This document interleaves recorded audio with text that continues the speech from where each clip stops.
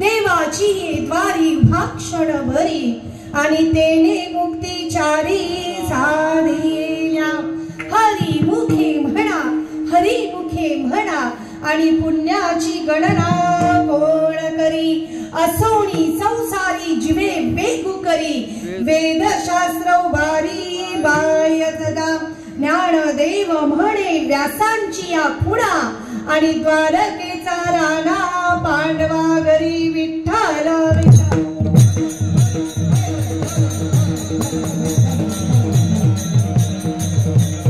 ओम नमो जियाध्या वेद प्रतिपाध्या जय जय स्वसंवेद्या आत्मरूपा देवा तुची गणेशु सकलार्थमती प्रकाशु म्हणे निवृत्ती दासू अवधारी जोजी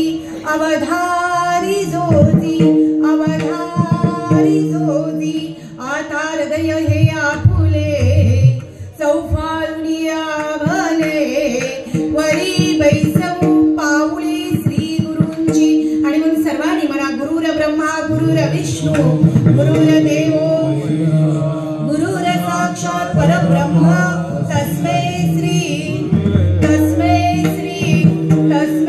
श्री गुरुवे नमः।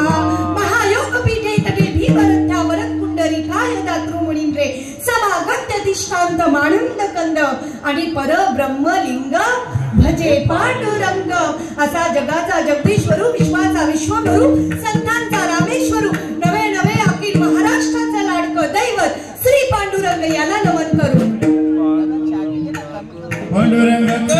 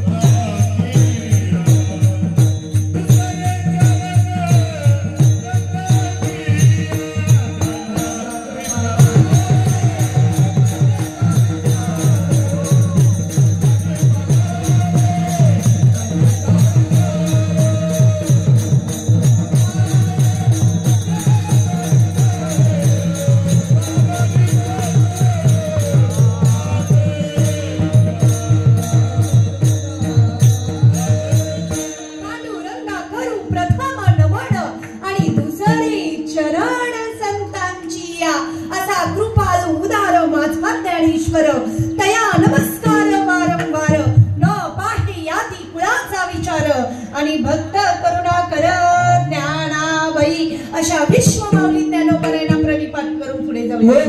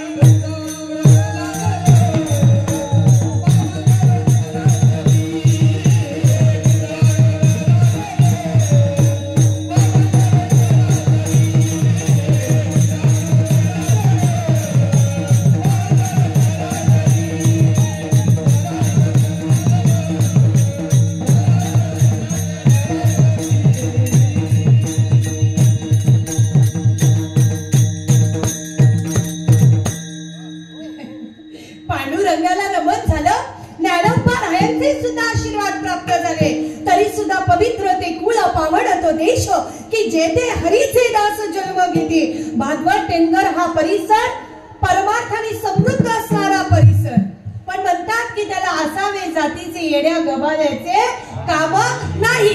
ज्याला परमार्थाची चव ती मंडपात आणि जी बेचव ती केळी घेऊन 12च्या नंतर येतील नाही का.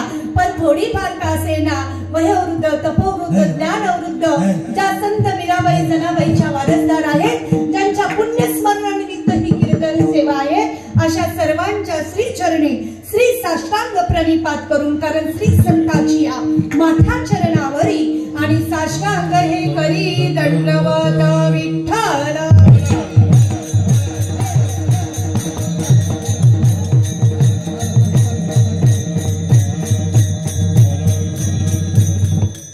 स्वामी विवेकानंद म्हणतात की ह्या विश्वामध्ये असा एकच पुरुष जन्माला आला की तो माऊली या सत्तेला प्राप्त झाला, आणि ते म्हणजे आमचे ज्ञानोबा राय.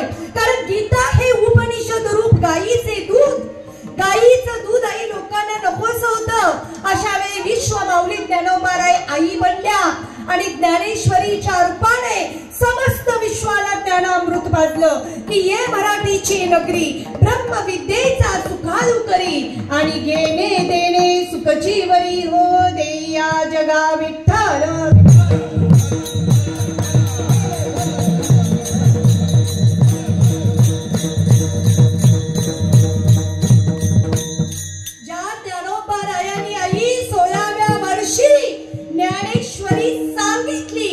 आणि सच्चिदानंद बाबा तावरे आदरे लेखकू झाला.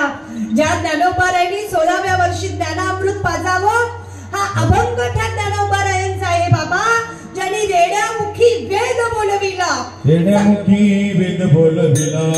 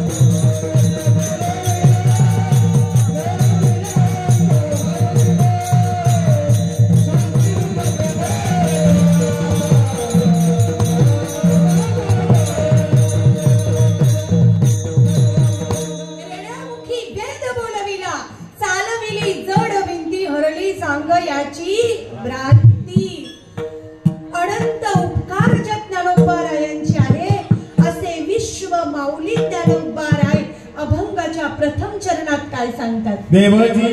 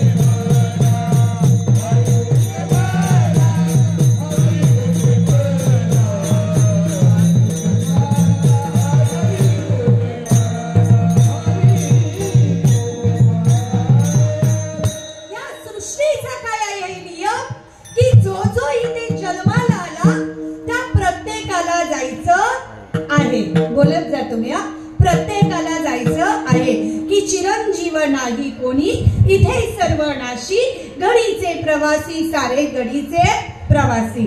प्रत्येकाला जो कालावधी दिलाय तो संपल्यानंतर जायचं आहे. ज्ञानोबा म्हणतात की बाबा उपजे ते नाशे, नाशिले पुनरूपी दिसे, हे घटिका यंत्र जैसे परिभ्रमे गा. इथं जी जी वस्तू जन्माला आलेली आहे तिचा शेवट हा ठरलेला आहे.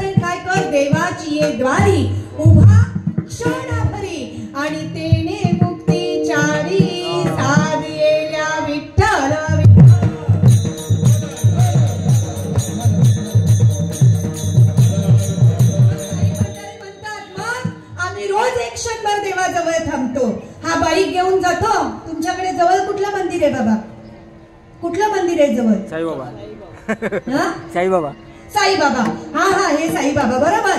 बघा, एखादा बाईकवाला बाईकवर बसतो, बरोबर नाही, मग तो बाईक घेऊन जातो आणि मग म्हटलं अरे राजा एक क्षणभर तरी मग बोलते देतो ना.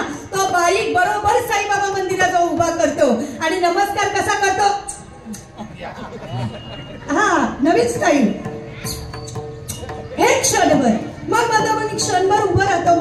मग ज्ञानोबा म्हणता हा क्षण भगवंताला दिल्याने तो तुला प्राप्त होईल का रे बाबा. कुठला क्षण, तुमच्या जीवनातला प्रत्येक क्षण, कारण क्षण भंगुर नाही.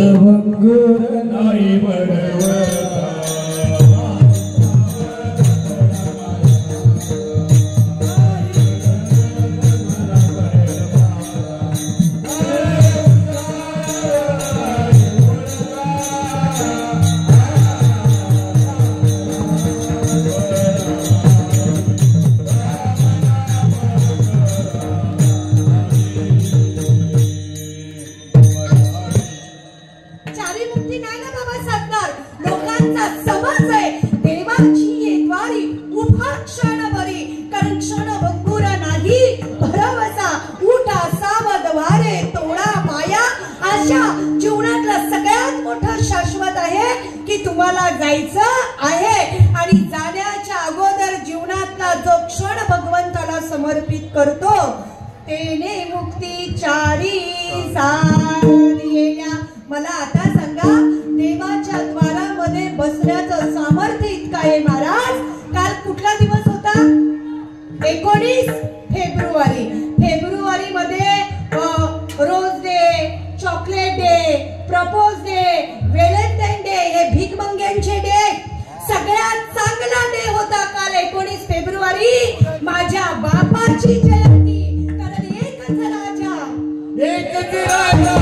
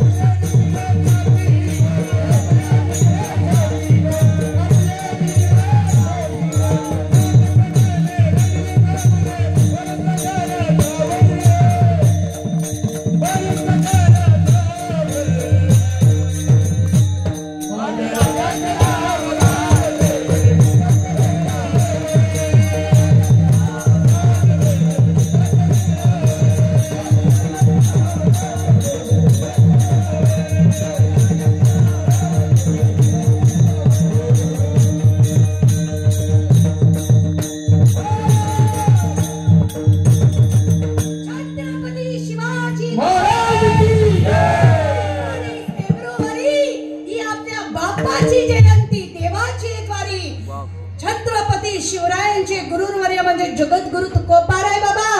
एक दिवस असं झालं, जगद्गुरु तुकोबारायांचं कीर्तन चालू आहे आणि त्या कीर्तनाला प्रत्यक्ष आमच्या मराठ्यांचा बाळा छत्रपती शिवराय हजर आहे.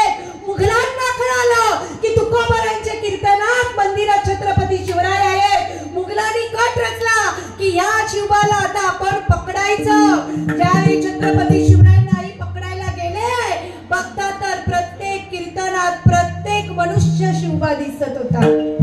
प्रत्येक मनुष्य शिवबा दिसत होता. मुघलांना वाटलं पकडायचं तरी कुणाला? हा शिवबा, हा शिवबा, हा शिवबा, हा शिवबा. हे सामर्थ्य कुणाचं आहे? देवाची आहे द्वारी. ज्याच्यावर गुरुची कृपा आहे, ज्याच्यावर भगवंताची कृपा आहे ना, त्याला कालही शिवू शकत नाही. म्हणून तुकोबाराय म्हणतात, बोलावा विठ्ठल, बोलावा विठ्ठल.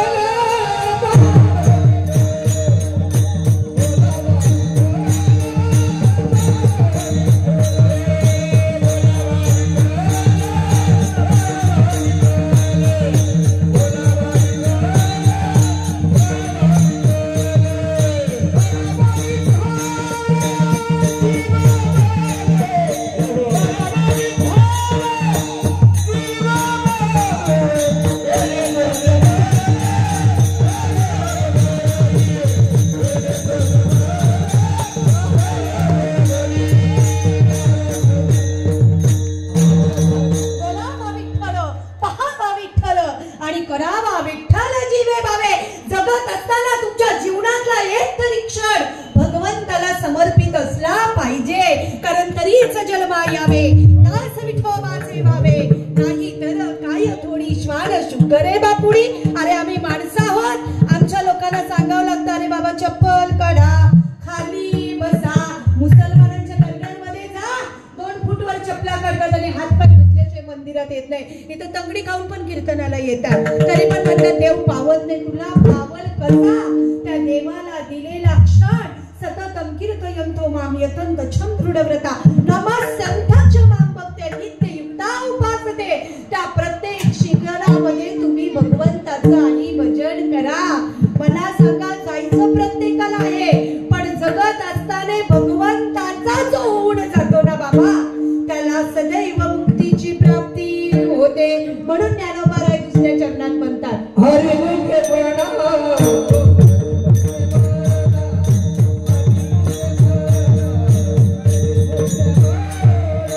हरी मुखे प्रणाम.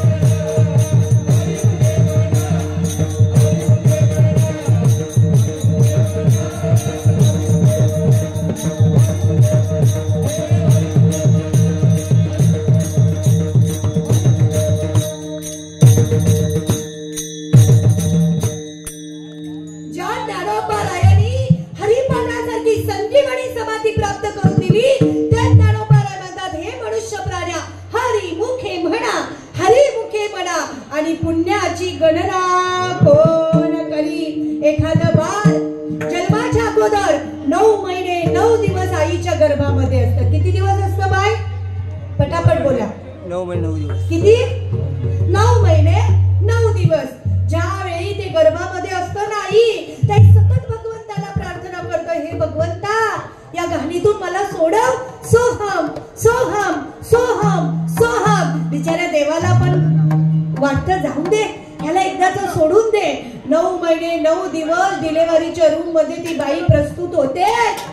एकदा बाळ आईच्या पोटाच्या बाहेर आलं, ज्यांना ज्यांना पोरं झाले, काय उषा कसं रडतं? कोहम कोहम कवा कवा कवा कवा. एका क्षणामध्ये या कलियुगाचा वारा लागला तर तो देवाला सुद्धा चुना लावतो. मग जन्मा आला आणि वाया गेला. नाथ बाबा म्हणतात, ऐके बापा नृपवर्या येऊन उत्तम देहाया आणि जो न बजे श्रीकृष्ण राया तो गिरीला माया अति दुःखे विठ्ठल विठ्ठल.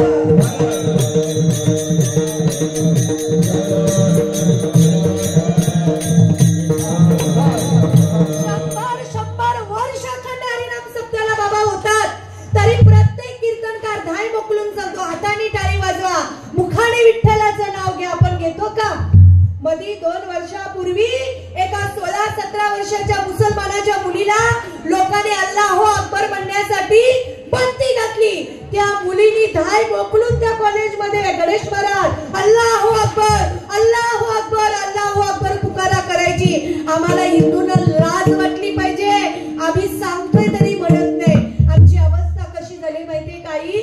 जिथं आम्ही बोललं पाहिजे तिथं बोलत नाही. तुम्हाला एक उदाहरण सांगू, मी नेहमी माझ्या कीर्तनात सांगते.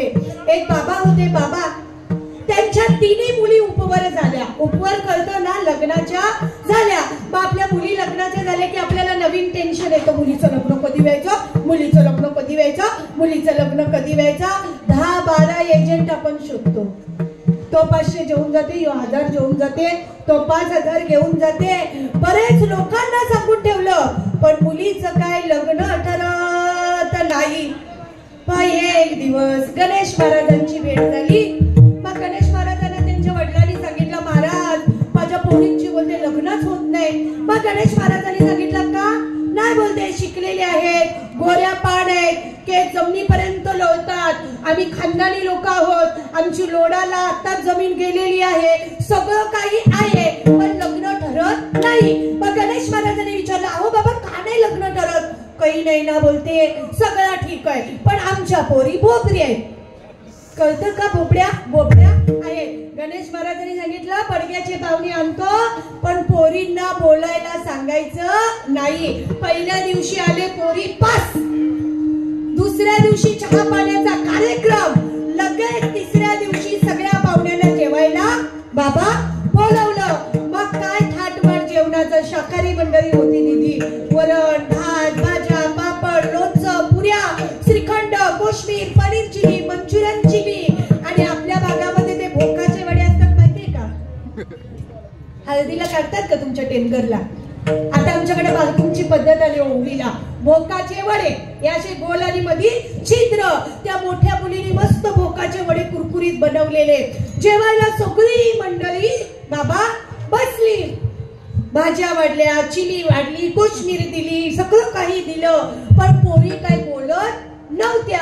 त्याच्यामध्ये आमच्या मामांसारखा एक जाम हुशार माणूस होता. ओ बोलते दाल में कुछ तो काला है. मग त्याने असा तो वडा घेतला आणि म्हणाला, वा वा वा जाम भारी वडे आहेत. हे वडे कोणी बनवले? आता ते मोठीने बनवलेले. ती म्हणते हे म्हणले मीच बनवले. दुसरी मध्ये तू कोणाला बोली, कोणाला बोली, तू कोणाला बोली. तिसरी मध्ये मी बोलले चालू भी नाही, बोललो भी नाही, चाललो भी नाही.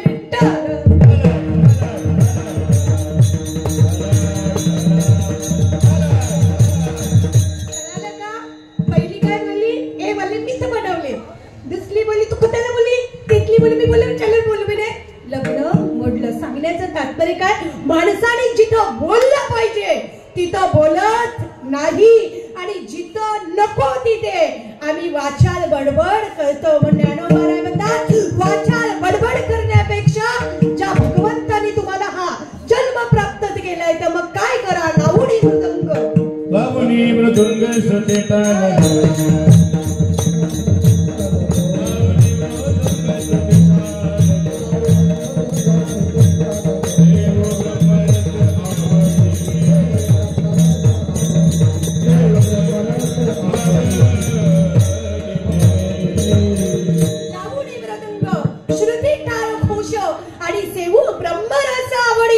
आयुष्यभर कितीही साठवलं तर सरत शेवटी बा हे तरी नाही कळलं तरी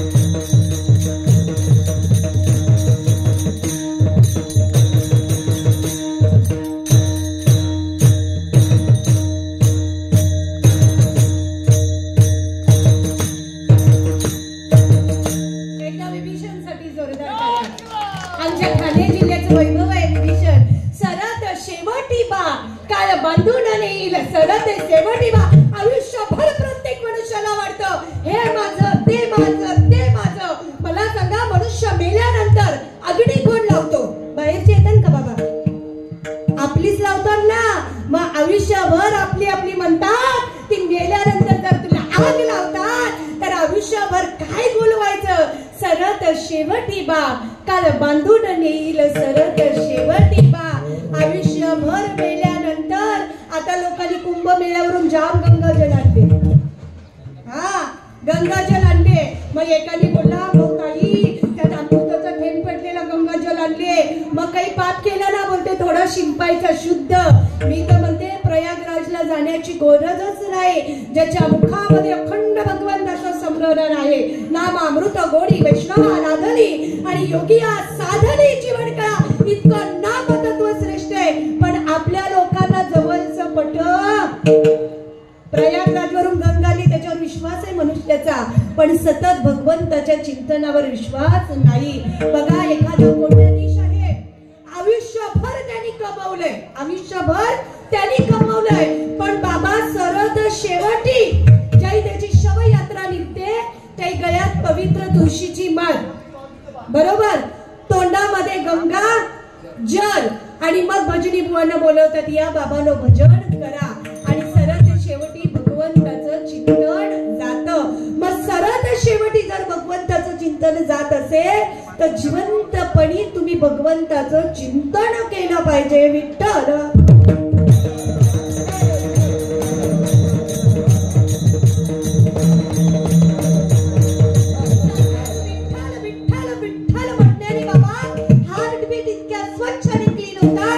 माणसाला अटॅक येत नाही, पण हा श्रद्धेचा भाग आहे. तुम्हाला सांगू एक आजी होते, आजी, आणि त्या आजीने ना मानेला लकवा मारलेला. कशाला मारलेला? मानेला. आणि ते सतत त्यांचं भजन चालवायचं, विठ्ठल विठ्ठल विठ्ठल विठ्ठल केशवा केशवा केशवा केशवा. एक दिवस घरात प्रोग्राम होता आणि प्रोग्राम सगळा आटपला. आता एक दोन बेडरूम असेल तर पोरांच्या नावावर होते सुनील बाबा. एक तर डोकरी हॉल मध्ये झोपते, नाही तर किचन मध्ये झोपते. बंगला तिचा, जमीन तिची, पण तिला वेगळी रूम. एक तर तिला जुन्या घरात ठेवतात, नाही तर हॉल मध्ये चौकीदार बनवून ठेवतात. आयुष्यभर विठ्ठलाचं भजन करायची. नेहमी तिच्या सुना म्हणायची या डोकरीला चल लागले. विठ्ठल विठ्ठल केशवा केशवा 12 महिने होते त्या स्पीकर चालू. घरातला प्रोग्राम आटपला आणि रात्री ती बिचारी म्हातारी स्वयंपाकघरामध्ये झोपली. स्वयंपाकघरामध्ये गरम गरम जेवणाची भांडी होती आणि नेमके त्या दिवशी टेंकर मध्ये चोर घुसले.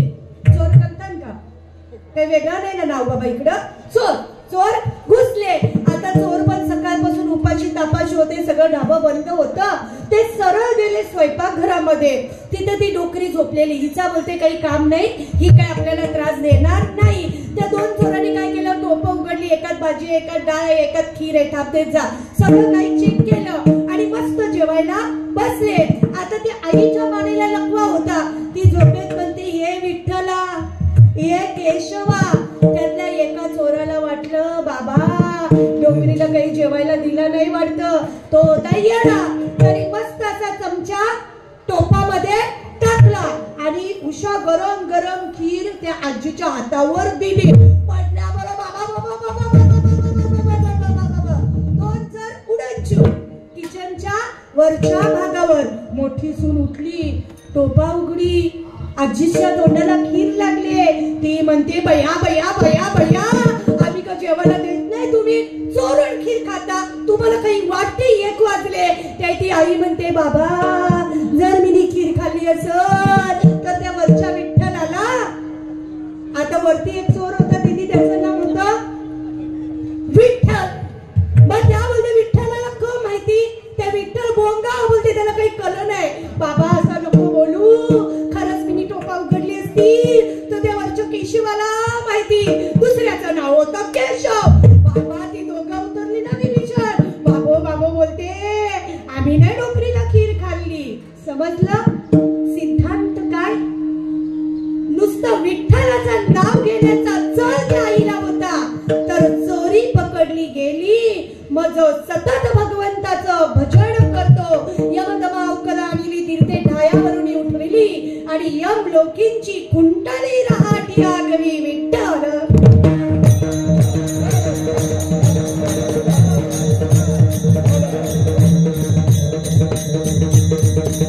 सतत भगवंताचं स्मरण करतो नाही. पर्वत जळती. बोला ना मग. घेत नाम विठोबाचे, घेत नाम विठोबाचे, पर्वत जळती बापांचे, पर्वत जळती बापांचे.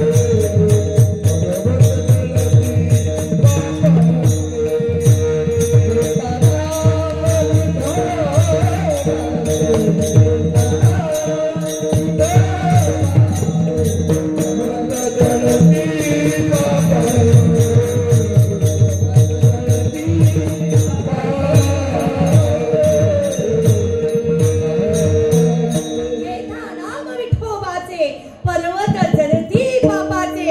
नाम प्रभाते मनी राम चिंतित जावा, पुढे वैखरी राम आदी आदावा. मनुष्याने भगवंताचं चिंतन केलंच पाहिजे. तुमच्या मृत्यूनंतर तुमच्या पोरांचा पैसा संपला तरी भजन कीर्तन जरी नाही ठेवली तर याची देहा याची डोळा हरिमुखे मना जो करतो त्याला भगवंताची प्राप्ती होते. विठ्ठल विठ्ठल.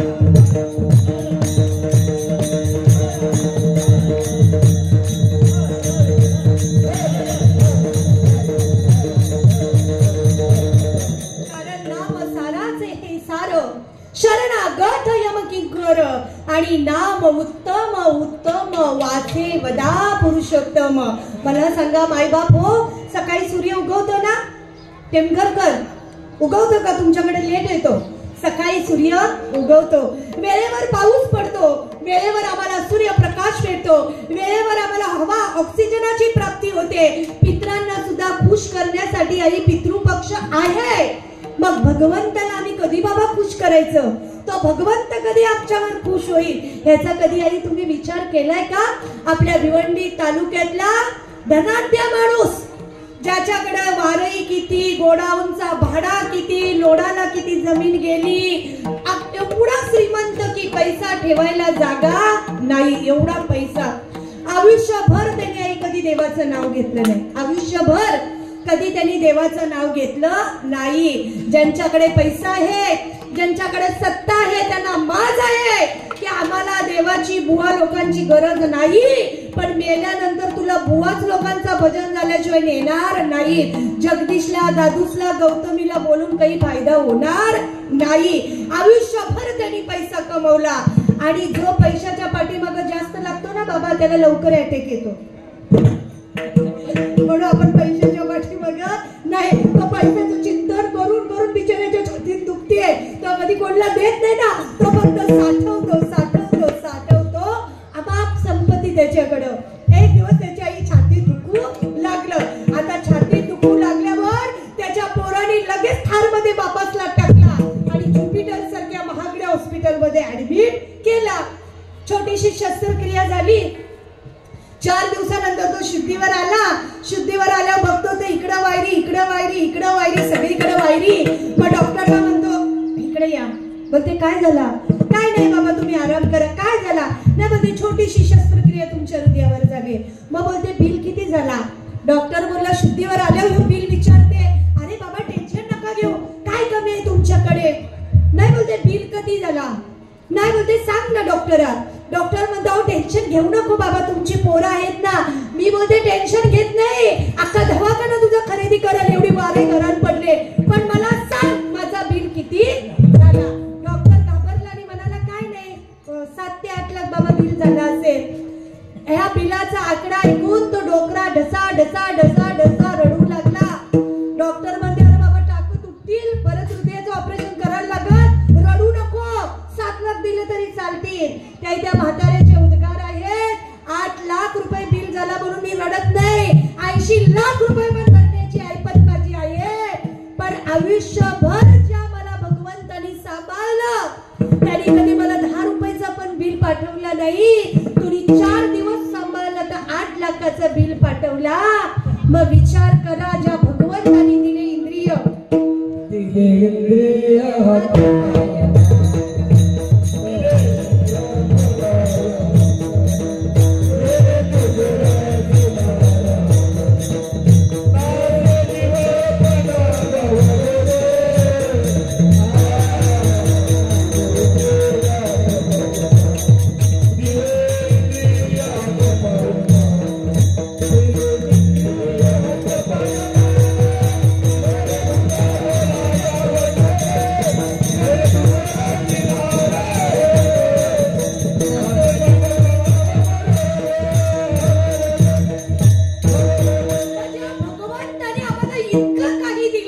कधी त्या भगवंताने तुम्हाला बिल पाठवलेलं बघितलंय बाबा?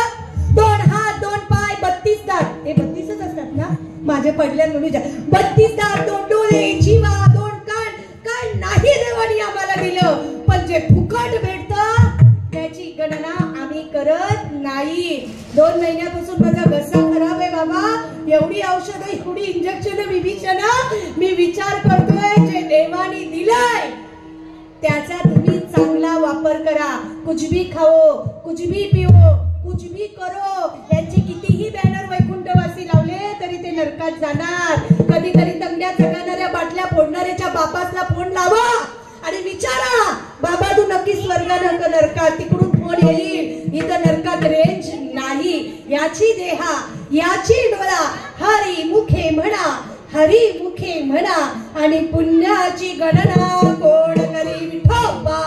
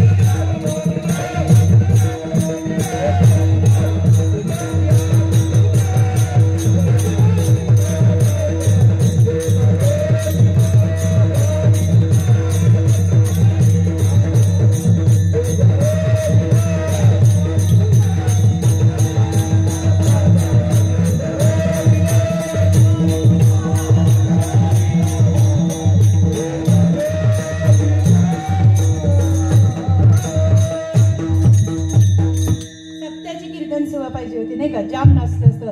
हळदीत का नाचायचं बाटल्या फोडून बाबा, ते तर मुक्ती नाही ना. हळदीच्या नाचामध्ये मुक्ती नाही.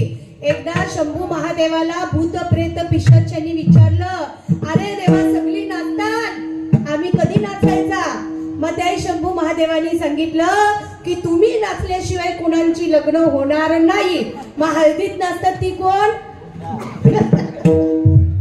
गुळगुळा वाजती टाळ, जना नादना सार, ऐसा वासुदेव बोलत बोल.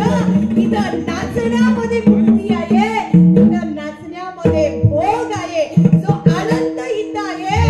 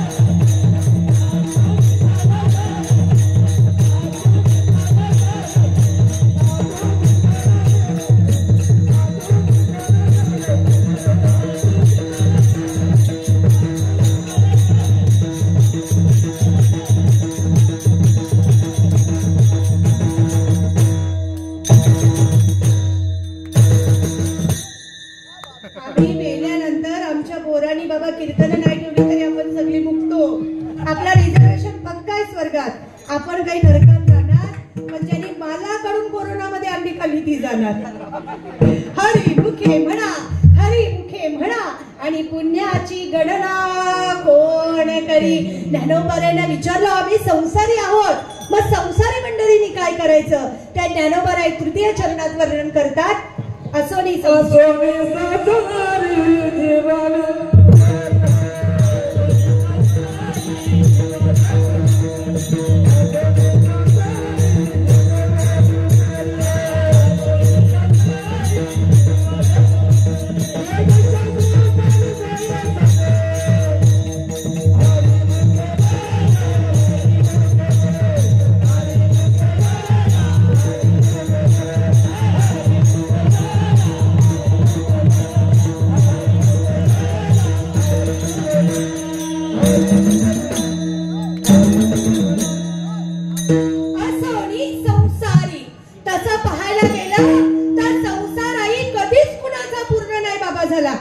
ना माझा झाला ना तुमचा होणार ना या मंडळींचा. गुरुवर्यांना विचारलं संसार म्हणजे तरी नक्की काय? ते म्हणतात संसार म्हणजे बाय केळीचं पान. केळीचं पान त्याला तुम्ही जसं जसं शिवायला घ्याल, केळीचं पान कधी शिवून बघा ना बाबा. आणला असेल बघा आतमध्ये सुई धागा घ्या आणि बाबा केळीच्या पानाला शिवायला बघा ना.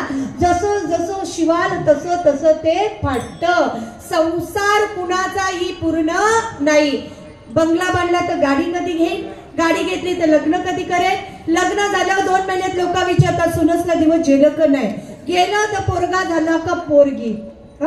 म्हणजे इथं पूर्णता नाही. मला सांगा, ज्या आईंचं पुण्यस्मरण आज इथं होते त्यांच्या जावयाने हे नियोजन केले, त्यांच्यासाठी एकदा जोरदार टाळ्या वाजवा. जी लोक म्हणतात पोरी नको पोरी नको, पोरगा नसेल तर पिंडदान कोण करेल, त्यांनी ह्या जावयाकडून आदर्श घेतला पाहिजे. पोरीच्या जन्माचं स्वागत करा. ज्याची अवकात आहे पोरी सांभाळण्याची ना, देव बाबा त्यांनाच पोरी देतो. म्हणजे संसार कुठल्याही गोष्टीने पूर्ण. पोरा झाली तर बोलतात पोरी नाही, पोरी झाली तर लोक सांगतात वंशाला दिवा नाही. म्हणजे संसार कसा आहे अपूर्ण. शास्त्र म्हणतं संसार दुःख मूल, चहूकडे इंगल, विश्रांती नाही कोठे, रात्रंदिवस तळमळ. आयुष्यभर कितीही कमावलं तरी आपल्याला कमी पडतं. पण ज्ञानोबाराय म्हणतात असोनी संसारी, जो संसारामध्ये आहे पण जिभेने भगवंताचं स्मरण करतो, मागे पुढे उभा राहे सांभाळित, आणि आली या आघात निवाराया विठ्ठल विठ्ठल.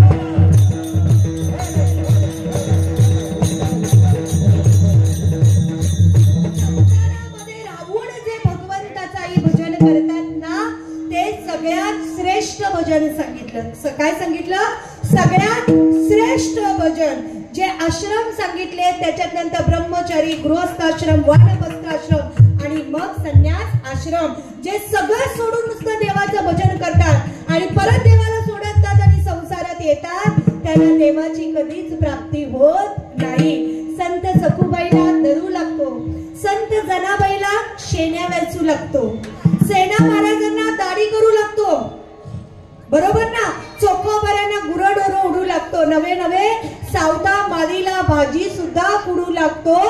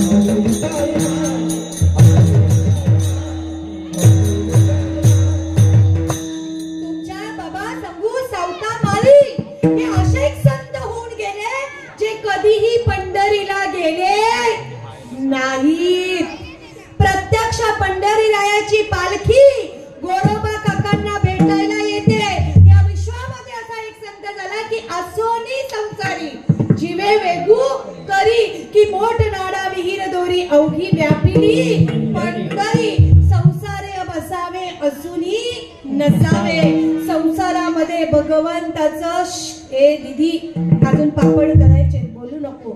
संसारी असावे असूनी नसावे. मला सांगा, एक जिंदगी एक किराए का घर है, एक ना एक दिन बदलना पड़ेगा. मौत जब तुझको आवाज देगी घर से बाहर निकलना पड़ेगा.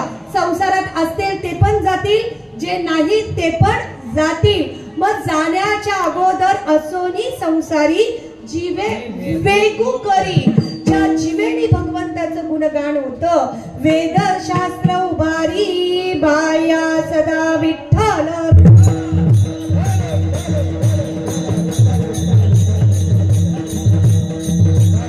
या कलियुगामध्ये भगवंताचं स्मरण का महत्वाचं आहे? कारण आज आम्ही बाबा प्रगतीच्या नावावर अधोगतीला चाललेलो आहोत, बरोबर नाही? आपण अधोगतीला चाललोय.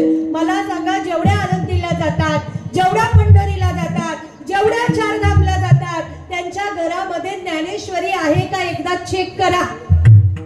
आहे ज्ञानेश्वरी? बेडशीट आणतात, ज्या कार्यवृष त्यांच्या जातात, हा, बेडशीट, ब्लँकेट, माला, बांगड्या, लाडू, पेढे, पैंजण, काय काय आणत नाही. पण एखाद्याने कधी पवित्र तुळशीची माळ नवऱ्याच्या गळ्यात घातले? कधी ज्ञानेश्वरी आणले? एक तरी ओवी अनुभवावी. तरी म्हणतात मग आमची वारी चुक नाही. अगं येताना फक्त ब्लँकेट आणते म्हणून चुक नाही. कधीतरी एक तरी ओवी अनुभवावी. जगत असताना ज्ञानोबाराय म्हणतात, ज्ञानेश्वरी मनुष्याला शिकवते जगायचं कसं, आणि नाथबाबांचा भागवत मनुष्याला शिकवतो आपला मृत्यू गोड कसा व्हावा. जगत असताना आम्ही सगळं मुलांना दिलं बाबा. आगरी लोकांनी काय नाही लोकांना दिला?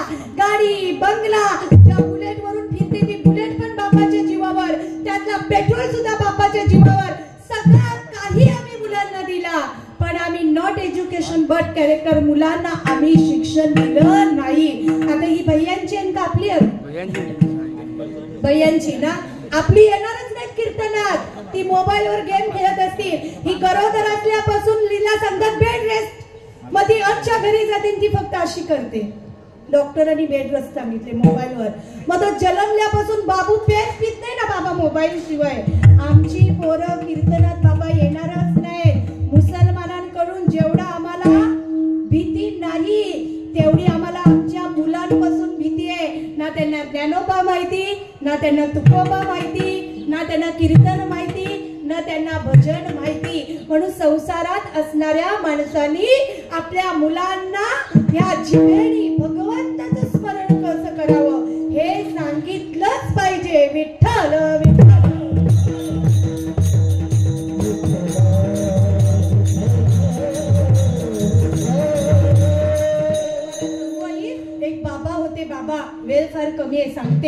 कारण केळ्यांच्या पिशव्या आल्या का समजायचं 12 वाजायला आलं. केली दिसली, माणसा दिसली तर समजायचं आता ही पाणी द्यायला आली. एक बाबा होते. बाबा ज्या गावामध्ये ते राहायच्या, अखंड हरिनाम सप्ताह व्हायचा, काकडा व्हायचं, भजन व्हायचं. मग एक आमच्या मामांसारखा नेहमी म्हणायचा, बाबा मुलांना तुम्ही मंदिरात पाठवत जा.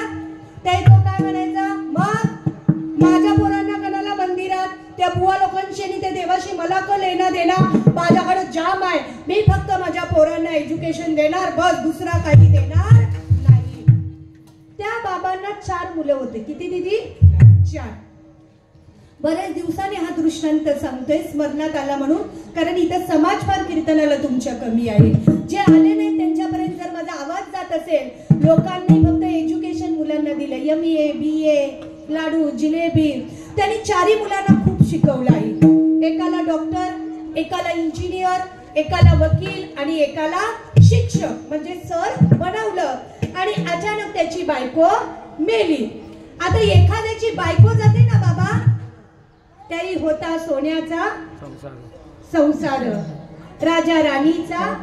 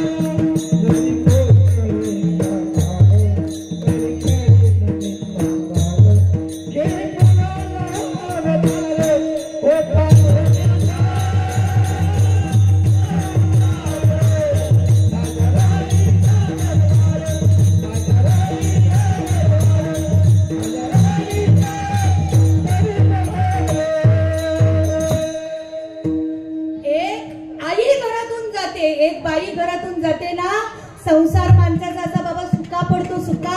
आता या आईची 5वी पुण्यतिथी आहे ना, 5वी झाल्यावर लोक बंद. तुम्हाला इतकं भकास वाटेल, जीवनात तुम्हाला सगळं काही परत मिळवता येईल, पण आई वडील बाबू परत मिळवता येत. बायको गेली तर दुसरी करता येते ना, पण आई नाही ना परत भेटत. त्या बाबांची बायको गेली आणि मग 1 महिन्यानी सुनानी विचार केला, आता लोकांमध्ये फॅशन आहे, 80 वर्षाच्या म्हाताऱ्याची बायको मेली तरी दुसरा लग्न करतात. ती डोंबिवली साईडची होती, सत्य घटना. हुशार मुली डोंबिवली साईडच्या. तिने सासऱ्याला सांगितलं, बाबा आई गेल्या, तुम्हाला पण 2 अटॅक येऊन गेले, तुम्ही मेलात, आमचा कसा होणार, तुम्ही आहात तोपर्यंत सगळ्याची वाटणी करा. वाटणी करते ना. मग सकाळी आखी टेमघरची ग्रामपंचायत बोलवली. असाच तुळशी वृंदावन होता, नसेल तर लावा, काही ते वृंदावन दिसत नाही. तुळशी वृंदावनाजवळ सगळे टेमघरचे पंच बसले. हा बंगला याला, हा बंगला याला, हा बंगला याला, हा बंगला याला, थार याला, फॉर्च्युनर याला, स्विफ्ट याला, बुलेट याला, म्हस याला, गाय त्याला, कोंबड्या त्याला, बदका त्याला, कंटन हिला, हार तिला, बाजूबंद तिला, सुई धागा तिला. सगळ्याची वाटणी झाली. कशाची झाली बाय? सगळ्याची वाटणी झाली. बरोबर संध्याकाळचे 4:30 पावणे 5 वाजले असतील आणि पावणे 5 वाजता म्हाताऱ्या माणसांना कशाची तलप येते? मी असं करतोय का व्यवस्थित दाखवायला लागली? असा नाही केला, असा. ती चहाची लद आली, तो बिचारा उठला. जीवनातली सत्य घटना. काठी टेकत टेकत मोठ्या सुनबाईचा असाच बंगला होता, गेला. सुनानी असा हळूच चिंता पोऱ्याला काढला. बाबा बाबा जाम रडती पोऱ्या, जा दुसरी ठेवत जा. दुसरीकडे गेलो म्हणजे उडवणी जेवायचे, तिसरी सांगते कपाट रचायचंय, चौथी सांगते मला काही वेळ नाही, मला ऍसिडिटी झाले, बाबा मी झोपल्यावर मी काही उठत नाही. रात्रभर बाबा अंगणात राहिला आणि दुसऱ्या दिवशी परत टेमघरची ग्रामपंचायत बोलावली गेली. कशासाठी? बापाची वाटणी करण्यासाठी. एक बाप 7-7, 8-8 पोरांना सांभाळते, पण आम्हाला लाज वाटली पाहिजे. एक त्या बापाची पण आम्ही वाटणी करतोय. कोळी समाज म्हणजे प्रगल्भ समाज. आम्ही आवागरी भेटूया सागरी सर करू डोंगरी, पण आम्ही बापाची वाटणी करतो. 1 महिना याच्याकडं, 1 महिना याच्याकडं, मिनिस्करला सगळा करायचा, त्यांनी का वाटा घेतला नाही, त्यांनी का वारही घेतली नाही. 1 महिना याच्याकडे, 1 महिना, 3 महिने झाले, 4था महिना डॉक्टर मुलाकडे आला. कोरोना चालू होता, बापाची सोय अंगणात केलती. सुनसनी सांगितलं काय लागलं तर बेल वाजवत जा, आत येऊ नका, तुम्हाला दम आहे, आम्हाला कोरोना होईल. सकाळी 8 वाजल्यापासून 2 वाजेपर्यंत बेल काही वाजली नाही. 2:30 वाजता बाबांचा नातू धावत धावत आला. आजूसला बघितला, मुंग्या लागलेल्या. मम्माला म्हणतो मम्मा मम्मा, अरे आजूसला बोलते मुंग्या लागले. ती म्हणते थांब, शुक्रवार आहे, गोंगाट नको करू. पटकन कुकर लावला, बिर्याणी बनवली, खाल्ली, मुंग्या झाडल्या. बापासला हॉल मध्ये आणला, बोंबलाची सुरुवात केली. पंच आले, सरपंच आले, आमदार रुपेश म्हात्रे आला, बालेमामा आला, कपिल पाटील आला, सगळी आली, श्रद्धांजली वाहिली, शोक सभा झाली. आणि मग अर्धी लाकडं घंटागाडीने स्मशानात गेली, नातेवाईक स्मशानात गेले. जाम बिचारा चांगला होता, जाम पैसा, पण काही बरोबर नेला नाही. सुना रडतात, पोरं रडतात, पोरी रडतात, नातवंड रडते, जावई रडते, जावयांचा अख्खा खानदान रडते. आणि रडत असताना त्याचा 8 वर्षाचा नातू, त्यांनी बापाची सतरंजी घडी घातली, चादर घडी घातली, ताट स्वच्छ केला, तांब्या स्वच्छ केला. मम्मा रडत म्हणते नको ना बाबू, हात लावू, कोरोना शी टाकून दे. तो 8 वर्षाचा मुलगा म्हणतो सॉरी मम्मा, तू म्हातारी झाल्यावर तुला उपयोग आला. विठ्ठल विठ्ठल.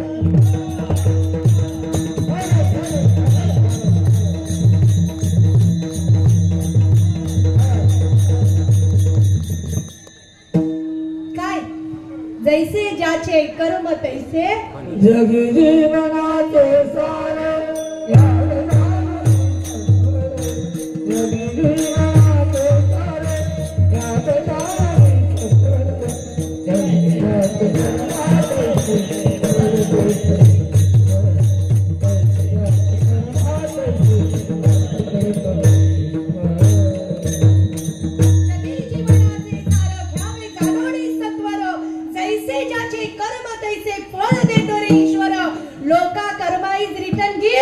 रिटर्न गिफ्ट तुमचं कर्म तुम्हाला देतं. म्हणून जगत असताना, संसारात असताना परमार्थाची कास धरा, परमार्थाची कास आसोनी संसारी जीवे वेगू करी, कारण life is not once more. परत हा मनुष्य देह तुम्हाला प्राप्त होणार नाही. ज्यांनी देवाचं भजन केलं, जे देवाला मानतात, तीच जन्माला येतील माणसांच्या. जी देव मानत नाही, चतुर्थीला पण तंगड्या खातात, एकादशीला पण पापलेट खातात, ती कुठली दुकऱ्याच्या जन्माला जातात. म्हणून जिवंत असेपर्यंत असोनी संसारी जीवे वेकू करी. आणि वेद शास्त्र उभारी बाय सदा ज्ञानेश्वर.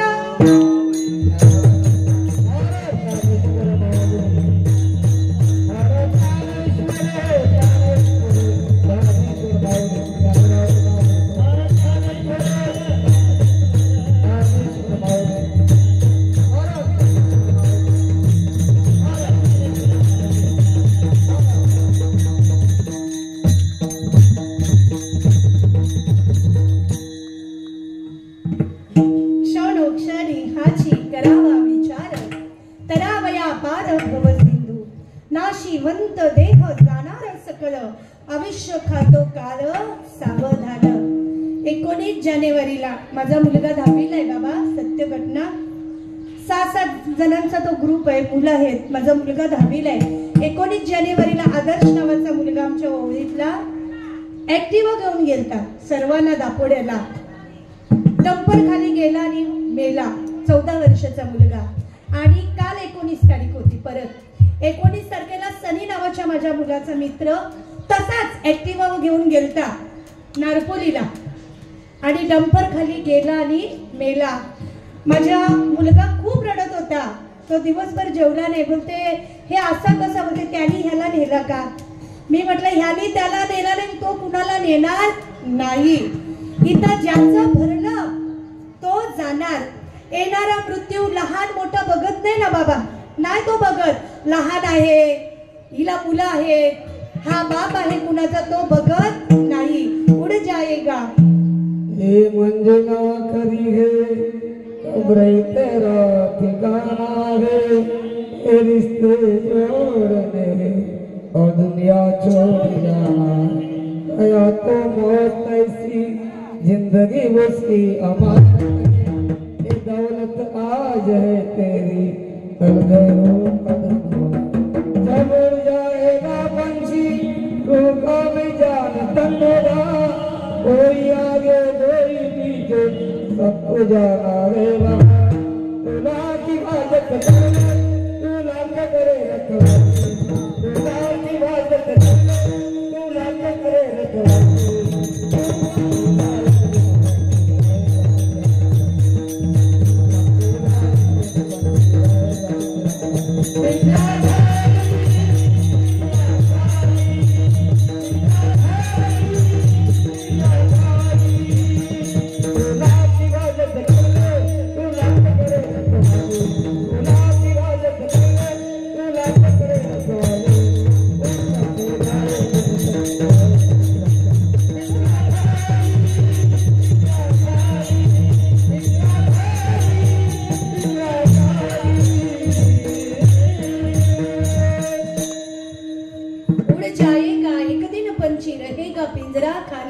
येणारा मृत्यू ती दोन निरागस बाबा मुलं गेली.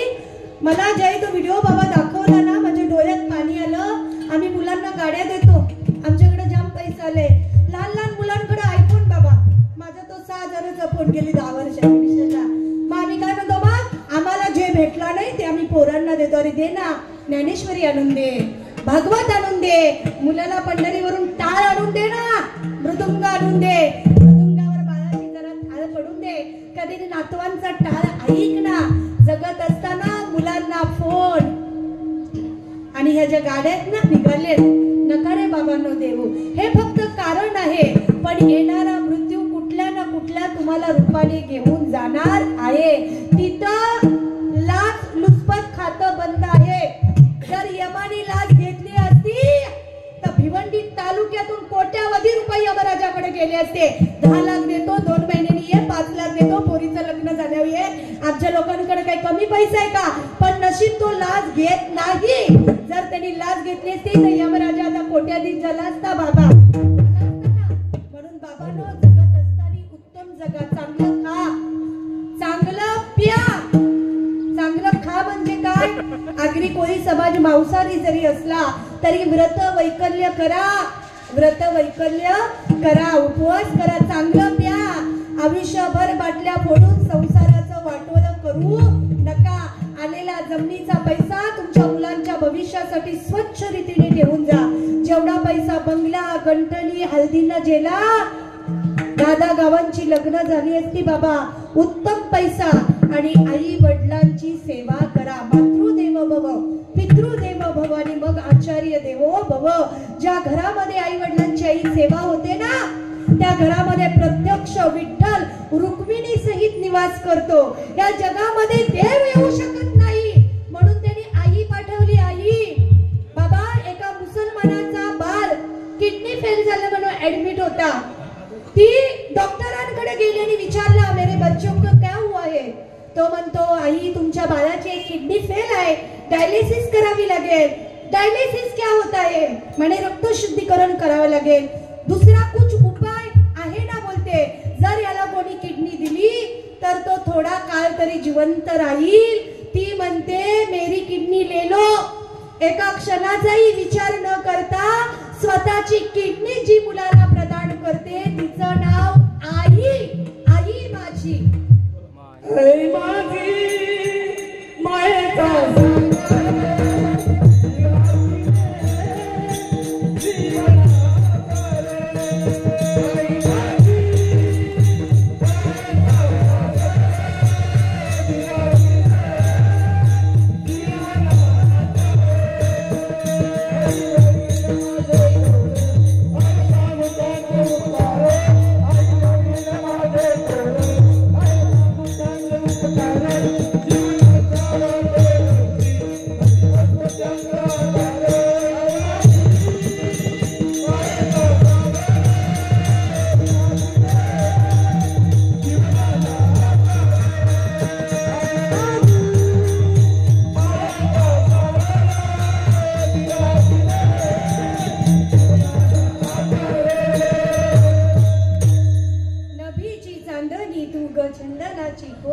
शीतल तुझी छाया मज हवी जीवनभर.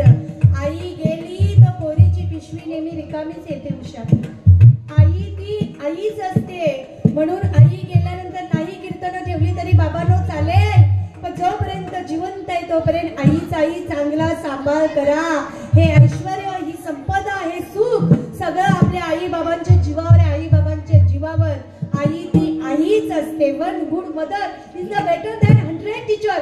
एक आई 100 शिक्षकांपेक्षा श्रेष्ठ असते. आणि अहो भाग्य, आज तुमच्यातून गेलेल्या वैकुंठवासी सोनीबाई लक्ष्मण म्हात्रे, नाव बरोबर आहे ना बाबू? चष्मा नाही घातला. सोनीबाई लक्ष्मण म्हात्रे या आज आईला जाऊन किती वर्ष झाली? बोलू नका बाबू. 5 वर्ष झाली. 5 वर्ष म्हणजे भगवंताजवळ विराजमान झालेल्या आई. आणि ज्यावेळी मी इथं आली त्यावेळी म्हटलं मुलांची नावं वगैरे नाही बोलते, त्यांच्या जावयाने एक मुलगी दिले. आणि पहिल्यांदाच हा कार्यक्रम असेल आणि या गोष्टीचं कौतुक वाटतं. एक तर जावई असा प्राणी जो घेतो देत नाही लवकर.